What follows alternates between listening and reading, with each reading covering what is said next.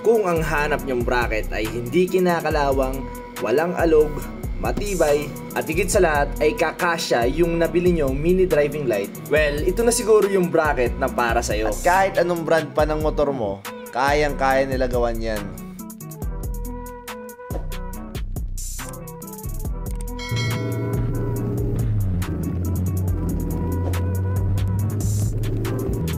Kung napanood nyo yung previous vlogs ko, makikita nyo doon na bumili ako ng Mutaro Quadshot. At kung nanonood kayo ng mga luma ko ring videos, makikita nyo doon na naka Lumina Pro ako dati. At doon pinakita ko rin kung paano nakamount yung luma kong mini driving light. Pero since mas malaki yung nabili kong bagong mini driving light, hindi na uubra yung luma kong bracket. Kaya naghanap agad ako ng matibay at quality na bracket. Nung una sa Shopee ako naghanap, pero na-realize kong mas maganda sa Facebook Marketplace na lang para makuha ko na rin siya agad at para din makita ko muna yung item bago ko siya bilhin. At doon ko na nga nahanap itong stainless bracket na ito. So hindi ito sponsored na video. Binili ko talaga tong bracket na to at syempre tinawaran ko muna yung presyo. At nung magkasundo na nga, pina-reserve ko na agad yung item. Gawa nung kinabukasan ko pa siya mapipick up pagkalabas ko sa trabaho. Hanggang 6 PM lang talaga dapat yung shop nila. Pero dahil malapit lang naman yung bahay nila sa shop nila, pwede ka naman daw daanan doon anytime. So mula Makati, pagkalabas ko ng trabaho, bumiyahe na agad ako papuntang Taguig. Nasa 36 MRT Avenue, Lower Bikutan yung shop nila. Halos katapat ito ng Rusi Pio Felipe Street.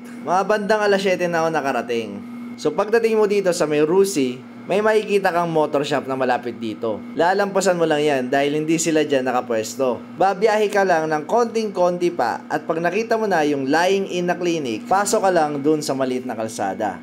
At konting kembot lang, matatanaw mo na agad yung eskinita papasok sa shop nila. At sa dulo ng eskinitang to, doon nakapwesto yung pinakagumagawa ng lahat ng mga brackets sa binebenta nila. At dito ko na nga nakita kung paano nga ba pinafabricate yung lahat ng brackets na binebenta nila. At kung sakali man na wala silang bracket para dyan sa naiiba mong motor, kayang-kaya kanya gawan on the spot.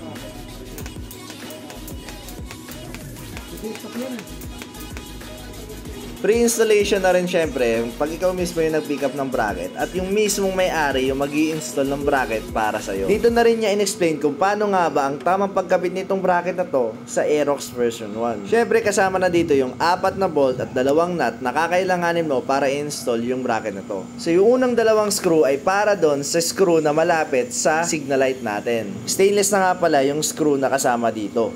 Kailangan mo lang ipasandwich yung mismong bracket sa fairings mo at doon sa signal light mo. So ganito yung magiging kinalabasan niya kapag na-install mo na yung bracket. Yung huling 2 bolt naman ay matatagpuan sa ilalim ng headlight natin. Dito ay pinalitan niya yung naka-install na plastic rivet at pinalitan niya ng stainless na bolt. Meron din itong kasamang nut tsaka washer sa loob para mas matibay yung pagkakaklip nung mismong bracket sa motor natin.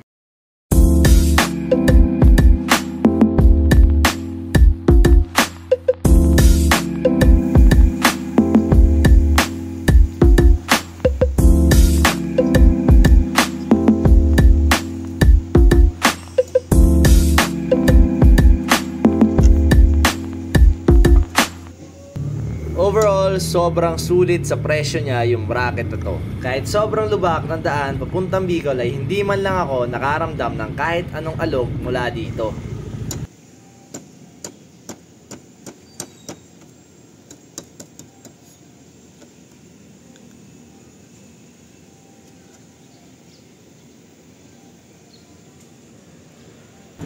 Yung video kanina ay ginawa ko nung makabalik na kami nung Manila galing Bicol. At kita nyo nga doon na pinasok ng tubig yung bagong bili kong mini driving light. Kaya kung gusto nyo makita yung full review ko dito sa mini driving light na to, panoorin nyo na lang yung huli kong 2 videos. At syempre baka gusto mo na rin mag-subscribe para maging masaya na tayo pareho, diba? So yun nga, overall, sulit na sulit itong stainless steel na bracket na ito. Legit na legit yung pagkaka-stainless niya at sobrang quality ng pagkaka-welding sa kanya.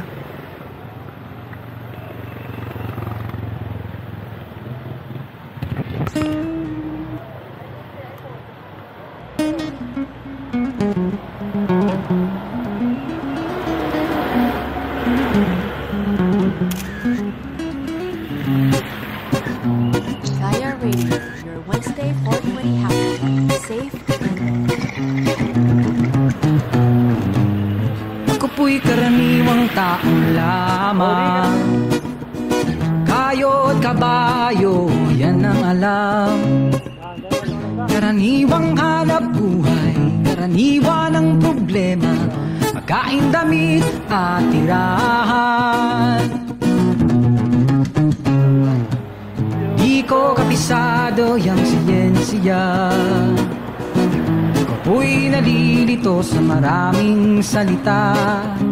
Alam ko lang na itong planeta walang kapalit at dapat ingatan. Kapag nasira, sino ang kawawa? Karaniwang tao, saan ka tatakbo? Kapag nawasak iisang mundo, karaniwang tao, anong magagawa upang bandayan ng kalikasan?